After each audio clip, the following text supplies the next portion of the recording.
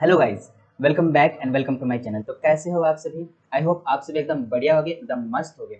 So guys, इस video में, इस पर्टिकुलर वीडियो में हम लोग एक्सरसाइज 3.1 को सॉल्व करने वाले हैं। सारे क्वेश्चंस को सॉल्व करेंगे, एक एक क्वेश्चन को सॉल्व करेंगे। मेरा कोशिश यही रहेगा कि आपको सारे क्वेश्चंस अच्छे से समझ में आए।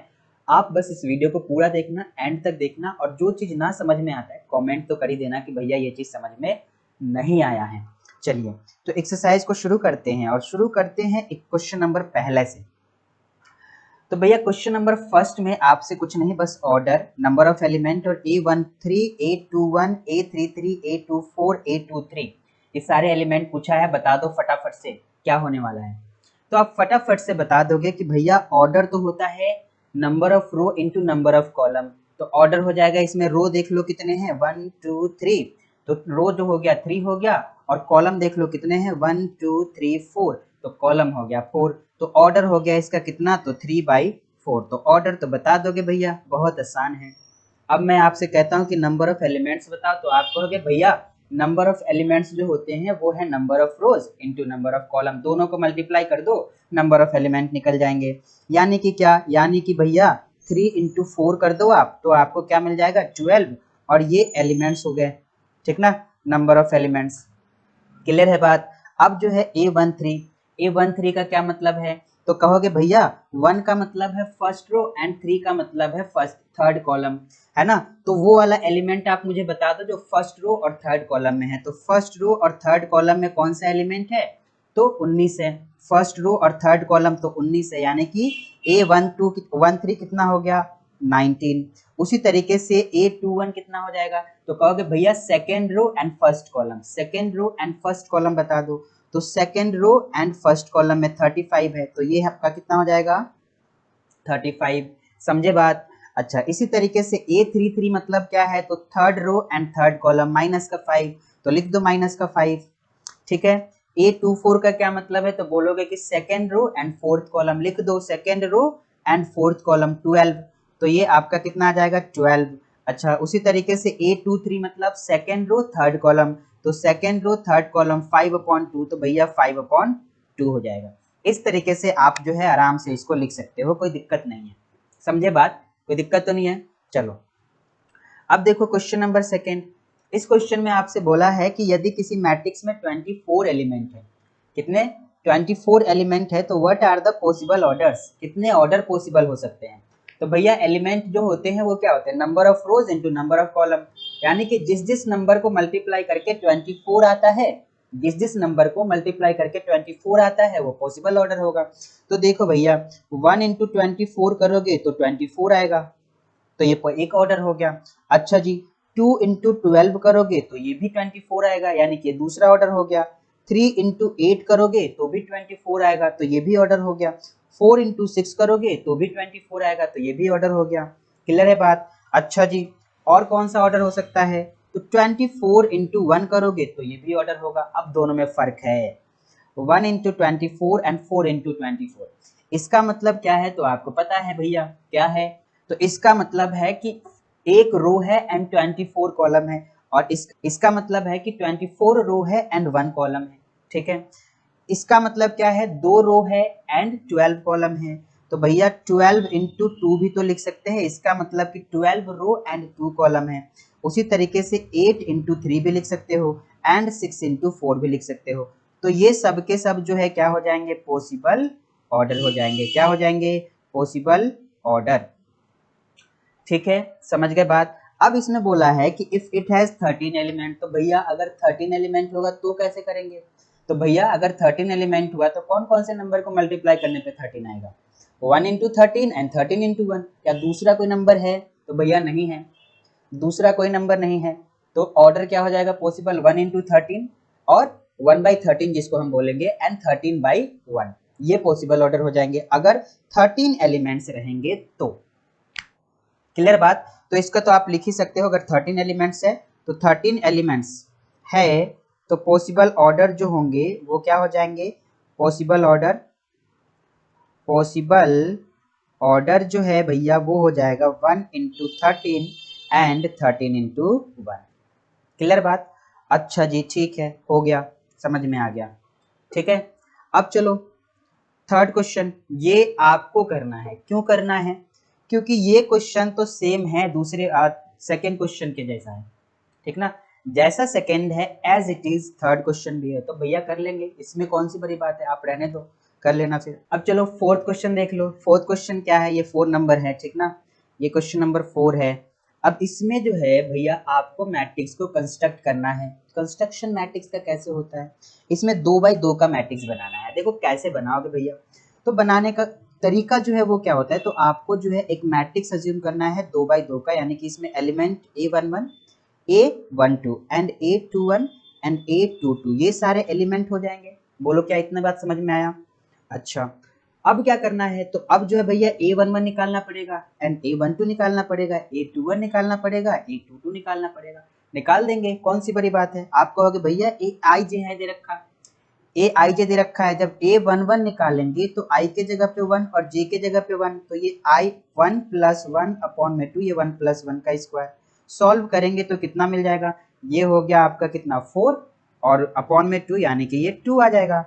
A12 निकालोगे तो कितना 1 प्लस 2 का होल स्क्वायर अपॉन में 2। भैया इसको सॉल्व करोगे तो 9 अपॉन 2 मिल जाएगा। A21 निकालोगे तो ये भी जो है आपको क्या मिलेगा 2 प्लस 1 का स्क्वायर अपॉन में 2 जो कि आपको 9 अपॉन 2 मिलेगा। एंड A22 निकालोगे तो क्या मिलेगा, तो सॉल्व करोगे सेम तरीके से, तो जब इसको भी सेम तरीके से सॉल्व करोगे तो 2 प्लस 2 का स्क्वायर अपॉन में 2 मिल जाएगा, जो कि हो जाएगा कितना 16 अपॉन 2 जो कि 8 हो जाएगा। अब क्या करना है, तो भैया A11 को जो है क्या करेंगे, यहाँ रख देंगे।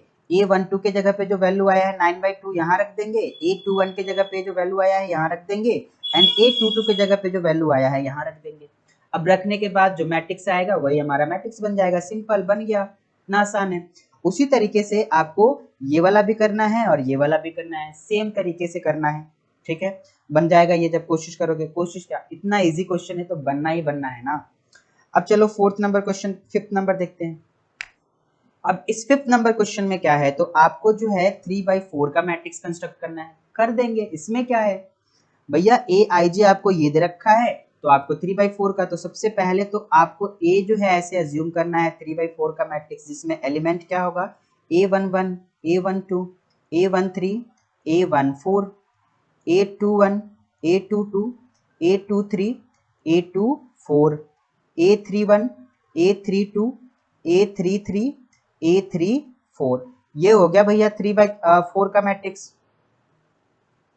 अब क्या करना है, A11 निकालना है, तो इसमें जो है A11 निकालेंगे I के जगह पे 1 और J के जगह पे 1। A12 निकालेंगे I के जगह पे 1 J के जगह पे 2 और इसको सॉल्व करेंगे। मोड दे रखा है तो पॉजिटिव वैल्यू आएगा हमेशा। A13 यानी कि I के जगह पे 1 और J के जगह पे 3 और सॉल्व करेंगे तो पॉजिटिव वैल्यू आएगा। जब पॉजिटिव वैल्यू आएगा पूरा सॉल्व करोगे, ये पूरी वैल्यू निकाल लोगे। थोड़ा सा जो है मेहनत करना पड़ेगा। मेहनत किस लिए, तो भैया ये वैल्यूज निकालने के लिए, तो आप निकाल सकते हो। और जब पूरा निकालोगे तो मैंने यहाँ पे निकाल दिया है, यहाँ पे सॉल्व किया हुआ है पूरा, तो ये मैंने पूरा वैल्यू निकाल दिया है। तो देखो A11 मेरा निकल के आया है 1, A12 निकल के आया है 1/2, A13 निकल के आया है 0, A14 निकल के आया है 1/2। अच्छा, A21 निकल के आया है 5/2, A22 निकल के आया है 2, A23 3/2, A24 1, A31 4, A32 7/2, A33 3, A34 5/2। अब इन सारे वैल्यूज को मैट्रिक्स में रख दोगे, यहाँ पे इन वैल्यूज को पुट कर दोगे तो आपका ये मैट्रिक्स A निकल के आ जाएगा, ठीक ना। ये मैट्रिक्स A निकल के आ जाएगा जो कि 3/4 का मैट्रिक्स होगा भैया। बात सिंपल। इसी तरीके से आप क्या करोगे, तो इसी तरीके से भैया इसको भी सॉल्व करेंगे, यही करेंगे। समझ गए बात? आसान है क्वेश्चन, बहुत आसान है 3.1 में जितने भी क्वेश्चन है। अब देखो 6 नंबर क्वेश्चन। 6 नंबर क्वेश्चन में क्या करना है, तो आपको x, y और z का वैल्यू निकालना है। अब भैया यहाँ पे जो कंसेप्ट है वो है इक्वलिटी ऑफ मैट्रिक्स। दो मैट्रिक्स कब आपस में इक्वल होते हैं, कब नहीं होते हैं, ये मैंने बता दिया है। दो मैट्रिक्स इक्वल कब होते हैं, जब उनके ऑर्डर सेम होते हैं और दूसरा कोरस्पॉन्डिंग एलिमेंट्स भी सेम होते हैं। इसी चीज का इस्तेमाल करते हुए क्या हमको y का वैल्यू मिल जाएगा, इस वाले में y कितना मिल जाएगा, तो भैया y 4 मिल जाएगा। z कितना मिल जाएगा, तो भैया 3 मिल जाएगा। x कितना मिल जाएगा, तो भैया 1 मिल जाएगा। ठीक है, तो आपको y, z और x का वैल्यू मिल गया इस वाले मैट्रिक्स में। अच्छा भैया इसमें कैसे निकाले फिर? तो वैसे ही निकालो, x प्लस वाई कितना हो गया, x प्लस वाई आपका 6 हो गया, और 5 प्लस जेड ना, तो 5 प्लस जेड कितना हो गया, तो 5 हो गया। अच्छा एक्स वाई कितना हो गया, तो 8 हो गया। अब भैया यहाँ से जेड का वैल्यू आपको दिख रहा है 0 आ रहा है, तो जेड हमारा 0 आ गया। ठीक है, अब क्या, तो एक्स वाई निकालना है। कैसे निकालेंगे? तो भैया यहाँ पे कह रहा है दो नंबर का सम जो है वो 6 है और उन दोनों नंबर का जो मल्टीप्लाई है वो 8 है, तो आप जो है ऐसे ही मन में कैलकुलेट कर सकते हो कि वो नंबर जो है 4 है और 2 है, उन दोनों का सम 6 होगा। क्या दूसरा नंबर है? तो दूसरा नंबर नहीं है। तो इसको वैसे भी सॉल्व करके भी कैसे निकालोगे, तो देखो इस वाले से क्या करोगे, तो x is equal to 6 minus y लिख दोगे। अब इस x के वैल्यू को यहाँ पे पुट कर दो, तो पुट करोगे तो क्या आ जाएगा, 6 minus y into y is equal to 8, और यहाँ से कितना हो गया, तो 6y minus y square is equal to 8, यहाँ से कितना हो जाएगा, Y square minus 6y plus का 8 इज इक्वल टू 0। कुछ नहीं किया, कुछ नहीं किया, बस इसको उठा करके इस तरफ ले आया। तो ये आपका जो नेगेटिव है पॉजिटिव और जो पॉजिटिव है वो नेगेटिव बन जाएगा। क्लियर? अब इसको सॉल्व करो, फैक्टराइज कर लो फटाफट से। तो जब हम इसको अब फैक्टराइज करेंगे तो क्या हो जाएगा, तो ये आपका हो जाएगा Y square minus 6y plus का 8 इज इक्वल टू 0। तो y square minus 4y minus 2y plus का 8 इज इक्वल टू 0। तो y कॉमन ले लो, y minus 4 minus 2 y minus 4 is equal to 0। y minus 4 and y minus 2 equal to 0। तो y का value आ गया 4 and 2। तो y निकल के आ गया कितना, 4 एंड 2। तो दो दो वैल्यू आ रहा है, तो जब y 4 रखोगे तो x 2 आ जाएगा, और जब y को 2 रखोगे तो x जो है 4 आ जाएगा। तो यही वैल्यू होगा, ठीक ना। जब y को क्या करोगे, जब y को when y is equal to 4, तो x क्या है, 6 माइनस y है, तो ये आपका 6 माइनस 4 यानी कि 2 हो जाएगा। और जब y इज इक्वल टू 2 होगा तो x क्या है, 6 माइनस y है, यानी कि 6 माइनस 2 इज इक्वल टू 4 हो जाएगा। तो घुमा फिरा करके आंसर वही आना है, यानी कि x और y जो है वो क्या हो जाएगा, एक नंबर 4 है तो दूसरा नंबर 2 है। समझ गए बात? बस इतनी सी करनी, इतना सा बात था, इसमें ये क्वेश्चन हो गया सॉल्व। अब देखो भैया ये वाला क्वेश्चन सॉल्व करते तो कहोगे भैया ये तो आसान है, x plus y plus z is equal to 9 हो जाएगा, x plus z is equal to 5 हो जाएगा and y plus z is equal to 7 हो जाएगा। तो अब इसको सॉल्व करोगे, तो इसको सॉल्व कैसे करोगे, तो भैया x plus y plus z is equal to कितना रख देंगे, 9 रख देंगे, ठीक है। अच्छा, और इसको हम बोल देते हैं इक्वेशन नंबर 1। अच्छा, अब दूसरा क्या, x plus z is equal to 5 रख देंगे, दो equation number 2। y plus z is equal to क्या करेंगे, 7 रख देंगे, इक्वेशन नंबर 3। अब इसको सॉल्व कर लेंगे, तो भैया देखो 1 और 2 को मैं सॉल्व करता हूँ, है ना। तो क्या होगा, x और x, मतलब मैं करना ये चाह रहा हूँ कि इक्वेशन नंबर 1 में से माइनस कर दिया मैंने इक्वेशन नंबर 2 को। तो x में देखो, इसमें से ये माइनस होगा तो ये कट जाएगा, x और z और z कट जाएगा, बचेगा कितना, y इज इक्वल टू 9 में से 5 गया तो बचेगा कितना, 4। तो y आ गया 4। अब दूसरा वाला वैल्यू कैसे निकालेंगे, तो भैया ये y का वैल्यू रख दो आप, y का वैल्यू रख दो इसमें, तो z का वैल्यू निकल के आ जाएगा, तो कितना आएगा, z is equal to 7 minus y, यानी कि z का वैल्यू आ गया 7 माइनस 4 बोले तो 3। अच्छा भैया अब जो है मुझे x का वैल्यू चाहिए, तो एक काम करो, इस z के वैल्यू को उठा करके इसमें रख दो, तो इसमें रख दोगे तो क्या हो जाएगा, x plus 3 is equal to 5, यानी कि x इज इक्वल टू 2 आ जाएगा। तो आपको क्या मिल गया, तो y मिल गया, z मिल गया एंड x भी मिल गया। तो ऐसे सॉल्व करते हो आप इस क्वेश्चन को, ठीक है। अब आओ, अब अगले क्वेश्चन को देखो, अगला क्वेश्चन क्या कह रहा है, तो आसान होगा वो भी, जैसे ये वाला किया हो वैसे उसको भी कर लेना। देखो इस क्वेश्चन में क्या बोला, तो इस क्वेश्चन में बोला a b c d का वैल्यू निकाल दो, तो निकाल देंगे, कोई नहीं, दोनों मैट्रिक्स इक्वल है तो इक्वलिटी का कंसेप्ट लगाएंगे और बोलेंगे a minus b is equal to minus का 1, इक्वेशन नंबर फर्स्ट, ये और ये इक्वल हो जाएगा। और क्या बोलेंगे, 2a plus c is equal to 5, equation number second हो जाएगा। और क्या बोलेंगे, 2a minus b is equal to 0, equation number 3 हो गया। और क्या बोलेंगे, 3c plus d is equal to 13, equation number 4 हो गया, ठीक है। अब क्या, तो अब फटाफट से सॉल्व करो ना यार। अब क्या करना है तुमको, ए और बी को सॉल्व कर लो। एक काम कर लो, थर्ड में से फर्स्ट को माइनस कर दो, तो equation number third minus equation number first. तो इसमें से जब इसको माइनस करोगे तो 2a में से a माइनस हो गया तो भैया a बच गया, और माइनस b में से माइनस हो रहा है, माइनस b तो ये दोनों तो कट जाएगा, तो बचेगा इधर a ही, और इधर 0 में से माइनस हुआ है माइनस का 1, यानी कि इधर आ गया 1, तो a का वैल्यू आ गया 1। a कितना आ गया, 1 आ गया। अब हमको क्या करना है, तो अब b भी निकाल सकते हैं, तो एक काम करो, इस वैल्यू को यहाँ डाल दो और सॉल्व कर लो।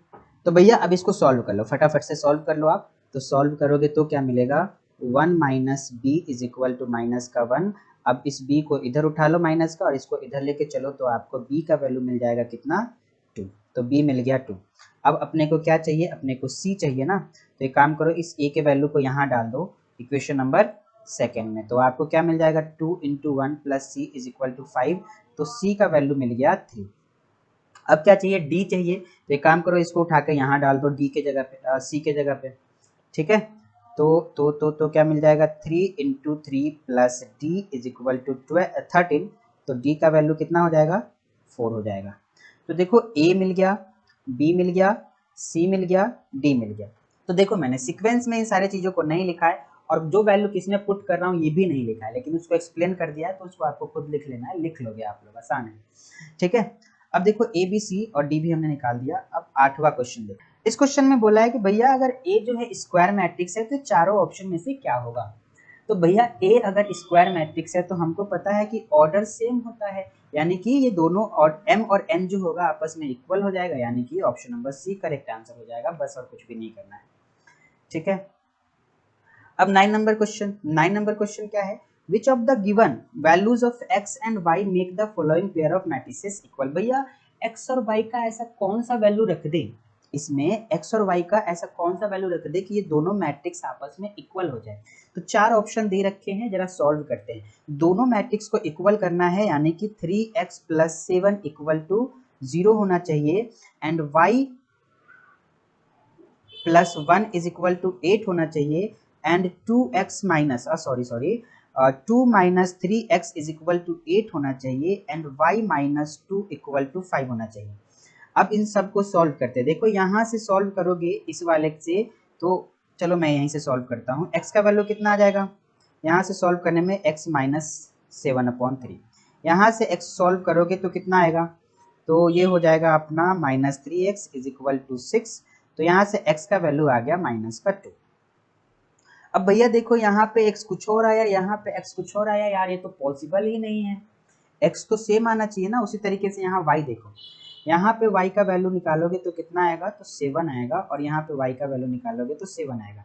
दोनों जगह पे जो है भैया सेम सेम आया है, ये करेक्ट है, लेकिन x जो है अलग आ गया, तो पॉसिबल नहीं है। इट मीन्स ये किसी भी x के वैल्यू के लिए पॉसिबल नहीं होगा, यानी कि ये भी नहीं होगा, और ये भी नहीं होगा, ये भी नहीं होगा। ऑप्शन नंबर बी जो है करेक्ट आंसर हो जाएगा। तो आपका correct answer is option number B, ठीक है। अब आओ अगला सवाल, अगला क्वेश्चन को सॉल्व करते हैं। अगला क्वेश्चन क्या है, तो भैया जी इस क्वेश्चन में आपसे बोला है कि the number of all possible matrices, कितने पॉसिबल मैट्रिसेस होंगे, कितने मैट्रिसेस बना सकते हो 3x3 ऑर्डर का, यदि उसमें एंट्रीज यानी एलिमेंट जो है सिर्फ और सिर्फ 0 या फिर 1 रखना है। या तो 0 रख दो और भैया या तो 1 रख दो, हाँ ऐसा ही करना है। तो कितने बना सकते हैं, तो देखो आपको 3x3 का मैट्रिक्स बनाना है, तो चलो ऐसे बना लेते हैं। ये 3x3 का मैट्रिक्स, ये जो वैकेंट प्लेस है, जो खाली प्लेस है, यहाँ पे हमको क्या क्या रखना है, तो 0 और 1 रखना है। अब जाओ परम्यूटेशन कॉम्बिनेशन में, इस वाले को हम कितने तरीके से फिल कर सकते हैं। हमारे पास पॉसिबल एंट्रीज कितने हैं, पॉसिबल एंट्रीज कितने हैं, तो पॉसिबल एंट्रीज जो है वो 0 है और 1 है ना। या तो 0 रखना है या तो 1 को रखना है, ठीक है। अच्छा, तो यहाँ पे दो तरीके हैं, दो ऑप्शन है इसको फिल करने का। दूसरा क्या, इसको भी फिल करने के लिए दो ऑप्शन है, इसको भी फिल करने के लिए दो ऑप्शन है, इसको भी फिल करने के लिए दो, इसे भी दो दो दो दो दो। अब फंडामेंटल प्रिंसिपल ऑफ काउंटिंग क्या कहता है, कहता है कि यदि एक काम को m तरीके से किया जाता है और दूसरे काम को n तरीके से किया जाता है तो total number of possible ways जो है वो कितना होता है, m इंटू n होता है। यहाँ पे इस वाले को m तरीके से, इस वाले को n तरीके से, अब ये दो है तो भाई चलो दो ही दो, तो पॉसिबल टोटल जो है कितना हो जाएगा, तो टोटल हो जाएगा देखो 2 इंटू 2 इंटू 2 इंटू 2, 2 2 2 2, कितने बार है दो, 1 2 3 4 5 6 7 8 9, यानी कि 2 का पावर 9, यानी कि कितना हो जाएगा 512। ठीक है। यदि यदि यहीं पे इसी मैट्रिक्स में पॉसिबल और जो एंट्रीज होता वो 0 1 और 2 भी हो जाता, तो इसको तीन तरीके से फिल करते, इसको भी तीन तरीके से, इसको भी तीन तरीके से, तीन तरीके से, तीन तरीके से, तीन तरीके से, तीन से, तीन से, यानी कि 3 का पावर कितना हो जाता, 3 का पावर 9 हो जाता। ठीक है, 3 का पावर 9 हो जाता। अगर यहाँ पे 3/2 का मैट्रिक्स होता तो इसी तरीके से 3/2 यानी कि 3 रो एंड 2 कॉलम इतना बनाते और यहाँ पे इसको और एंट्रीज यही रहता, तो इसको 2 2 2 2 2 2 यानी कि 2 का पावर कितना 6 हो जाता। ठीक है, तो ऐसे जो है ऐसे क्वेश्चंस को हम लोग सॉल्व करेंगे। तो आई होप आपको ये सारी बातें समझ में आई होंगी।